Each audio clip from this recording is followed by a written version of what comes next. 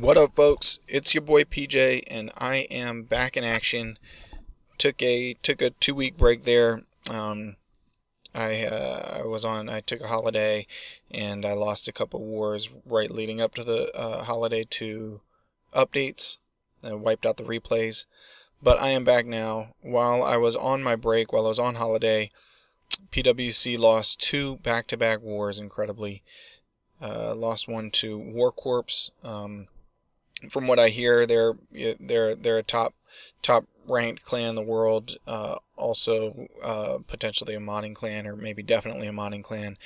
I think they opened the war with a series of scouts on our top town hall 10s, and then threw a bunch of 3 stars at us on our town hall 10s. Anyway, I wasn't there to see it, but we also had a loss to Indo Makota, and I believe also wasn't there for that war. I believe that was more a result of we were very thinned out. We had a lot of players out upgrading heroes, maybe participating in a war with our other clan, D 2.0. Anyway, they kind of caught us off guard, and we took a loss there. So my apologies to both of those clans for not doing a recap. I'm not trying to avoid doing recaps on wars that we lose. I've done them in the past. I just was out of town and couldn't do it. Anyway, we do have our most recent war, an arranged war against Immoral Thieves. We beat them 115 to 113. All Town Hall 9s, 3-starred by the opposing side's Town Hall 9s. So good job to both teams. And the war really came down to our 2 3-stars on 2 of their Town Hall 10s. So there they go, we 3-starred number 5 and number 7. I will be showing those replays, of course. It was a really fun war. Props to Immoral Thieves. They fought a hell of a fight. Let's start it off with a replay of Bao versus their number 5. Bao's coming in. He's going to drop 3 lightnings and an earthquake to take out that inferno. There they go. I'm not sure. I don't think that Bao thought that he was going to take out that queen. I don't think that 3 lightnings can take out an archer queen. Not a level 40 archer queen. But she is severely weakened, and that does play into it. So after taking out that Inferno Tower, he's got his Archer Queen down on the ground with healers. She's going to take out that Hound. You see Bao also drops a Wizard over there to the right to help with the funnel, and she goes the way that she is supposed to go. She's going to work her way into that compartment and take out an air defense. There go the wall breakers. Open that up.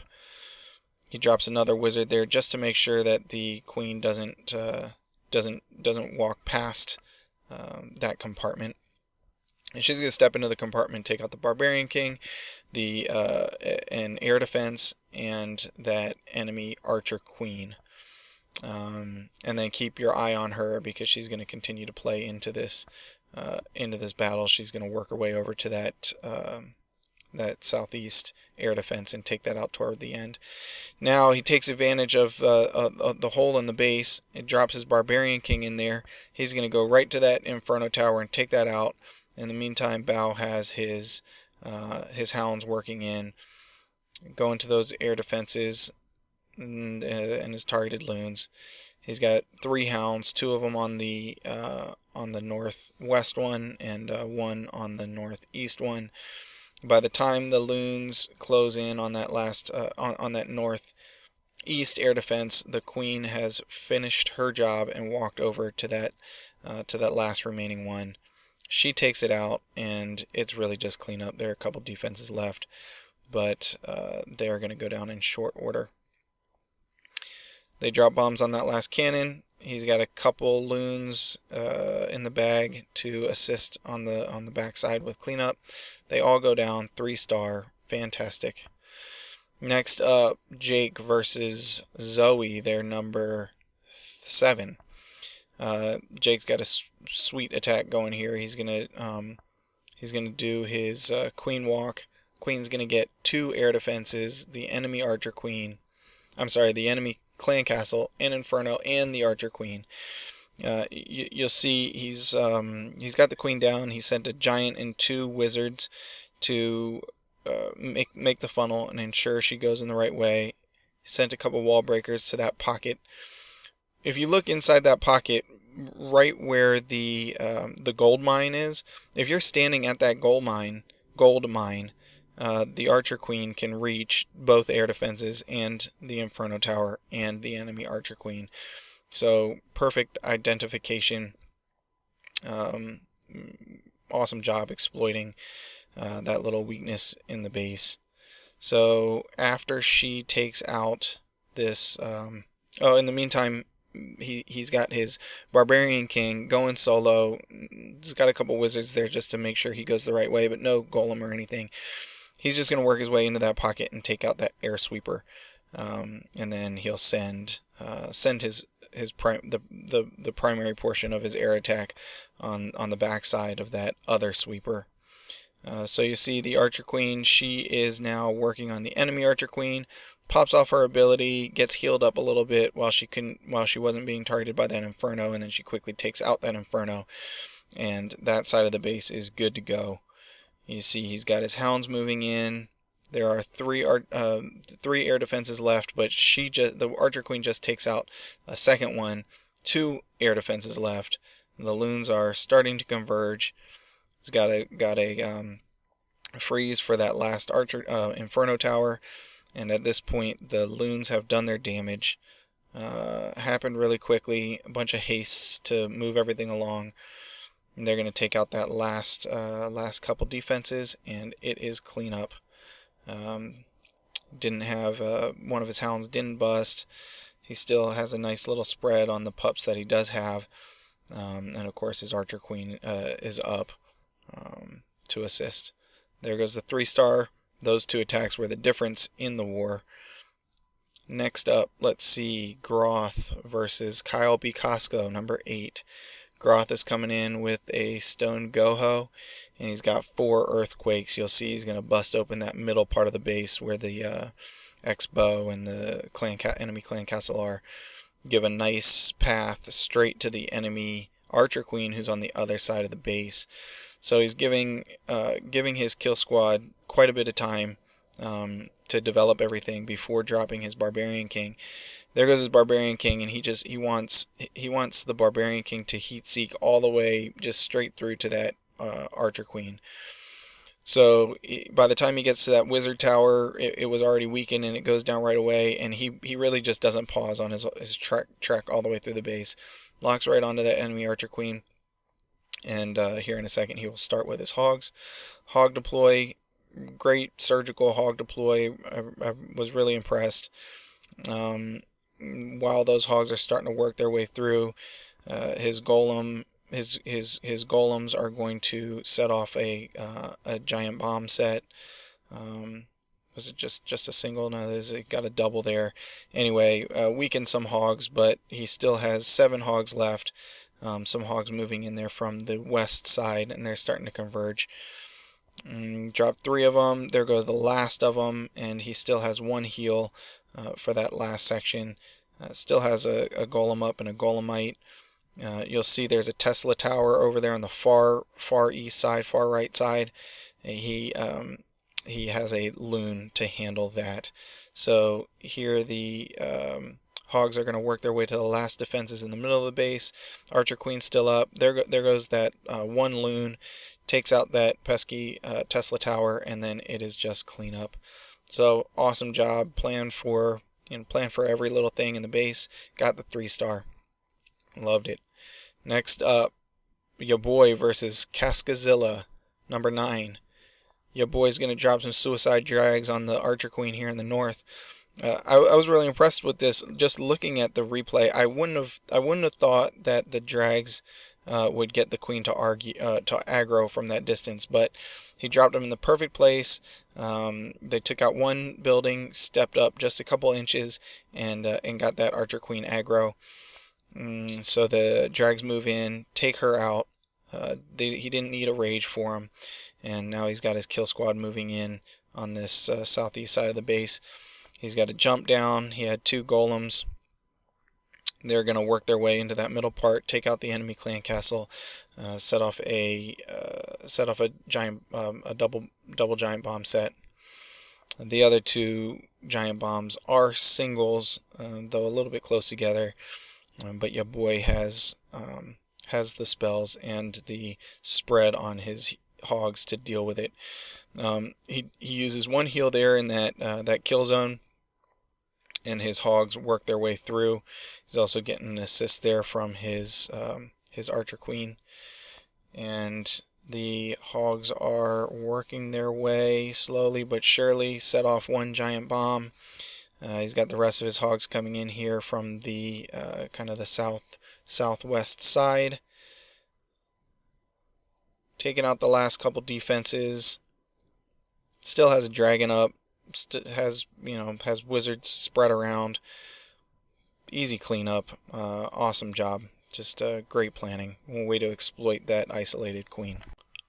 Next up, let's take a look at Royal Assassin versus Genghis Khan, number 11. Royal Assassin is going to bring a sweet queen walk. He's going to start over there on the far east side, taking out that dark barrack with a wizard to make sure the queen walks in the correct direction. He wants her to go southwest, and then she is going to head north and join up with the Barbarian King, which will be deployed here in a second. You'll see the Archer Queen, she's going to take out one air defense on her way over, and then when she joins up with the Barbarian King, she takes out an air defense and the enemy clan castle, which is sweet. Then when she joins up with the Barbarian King, they're going to take out another air defense, the enemy Archer Queen, an X-bow, a sweeper, and they're just going to wreck it. But what I really love about this raid is that he doesn't use a golem. He's able to direct the Barbarian King and the Archer Queen in the right direction. The Archer Queen is going to she's going to come around the horn here on the south and basically create one side of the funnel for the Barbarian King. And then you'll see here in a couple seconds the Barbarian King will drop near the on the gold mine just southwest. There goes the Barbarian King. And you'll see quick as soon as the Barbarian King draws fire from that archer tower, then he drops a whiz just north of the Barbarian King, creates that funnel. Good job dropping that test wall breaker. Triggers that little bomb and gets the hole opened up. Barbarian King zips straight in, locks right onto the enemy Archer Queen, takes her out, and here goes the LaLoon portion of the raid. Only 2 air defenses left, and this is a done deal. His Archer Queen, Royal Assassin's Archer Queen, still has 3 healers backing her up. So even if there was a problem toward the end of the LaLoon raid, which LaLoon portion, which there is not, the Archer Queen could have probably finished the job anyway. You'll see his loons have taken out the air defenses already. There's that little kill zone there with some Tesla towers and a wizard tower, but he has plenty to take all that out. A lot of two hounds left, a lot of loons, Archer Queen at full health. Awesome job. Next up, let's check out Schwag versus Horde, number 12. Schwag is dropping 4 earthquakes, gonna open up that section of the base. Got the maximum reach on those earthquakes. Covered 6 interior squares plus the 2 exterior squares, so that's 8 squares total, which is the total reach of the earthquake spell. He's got his funnel developing and his kill squad starting to move in, dropping some valks and the Barbarian King. They are going to work their way in. Hard to criticize a 3-star result in a war like this. I did think it was a tiny bit early on the valks and the Barbarian King because they took a lot of damage from those loons. The end result is I think he only has 1 one valk left, maybe a couple of valks. Anyway, I'm not to nitpick. He's got his hogs starting to come in. Nice surgical. The first group of hogs working in coordination with the Barbarian King and the golems.